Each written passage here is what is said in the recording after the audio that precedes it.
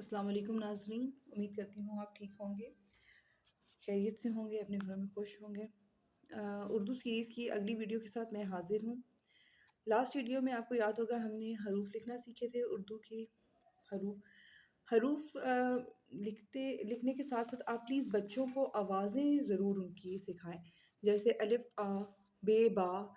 जितने हरूफ सीखना ज़रूरी है उतने ही उनकी आवाज़ें सीखना भी ज़रूरी है।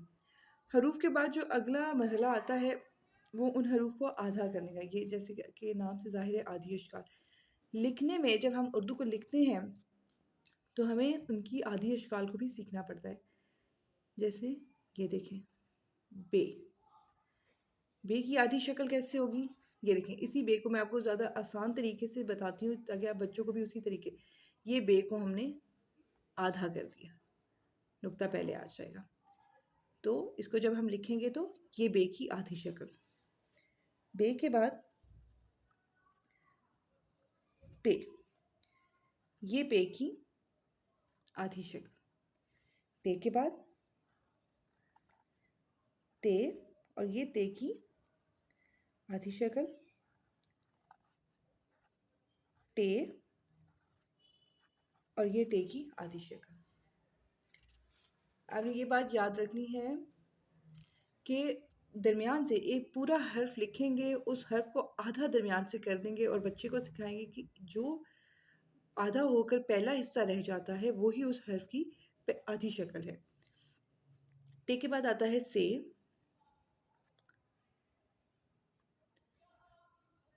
और ये से की आधी। लास्ट वीडियो में मैंने आपको बताया था नुक्ते भी आपने बच्चों को लाइंस पर ही बनाने सिखाने हैं, बहुत आसान रहेगा बच्चों के लिए। से के बाद आएगा जीम। जीम का फिर बे का ख़ानदान अलग है, जीम का ख़ानदान अलग है। जब जीम हम लिखेंगे, जीम की आधी शक्ल हम कैसे सिखाएंगे बच्चे को? बिल्कुल उसी तरह जैसे पे को आधा करना सिखाया है, बे को आधा करना सिखाया है, वैसे ही हम जीम को तिरछा ऐसे। ये देखें, ये ऊपर जीम की आधी शक्ल रहेगी। जीम की आधी शक्ल इन दो लाइनों के दरमियान में आ जाएगी, ये जीम की आधी। और जितने भी नुक्ते हैं वो उस शक्ल के साथ मौजूद रहेंगे। जीम के बाद आता है चे। ये चे की आधी शक्ल। चे के बाद आता है हे। ये हे की आधी शक्ल।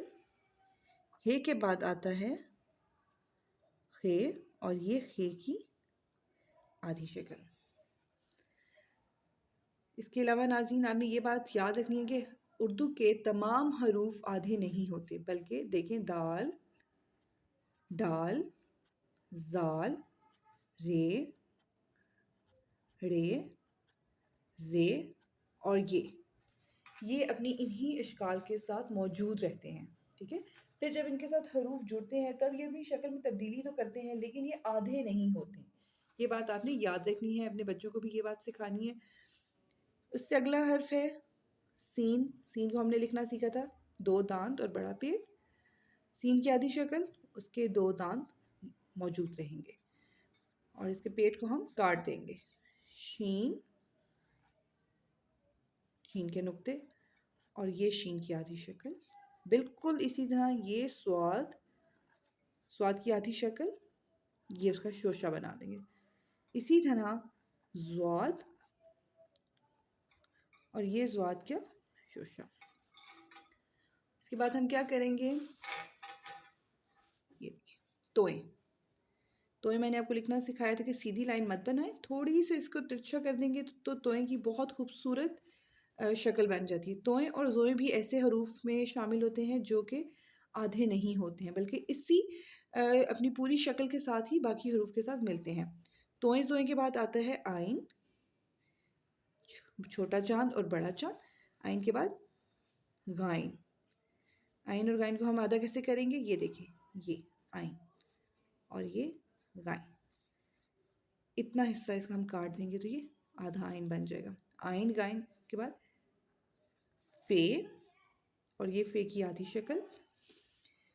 फे के बाद काफ। आपने ये ध्यान ज़रूर रखना है और बच्चों को भी ज़रूर इस बात का याद करवाते रहना है, लाइंस में लिखना है।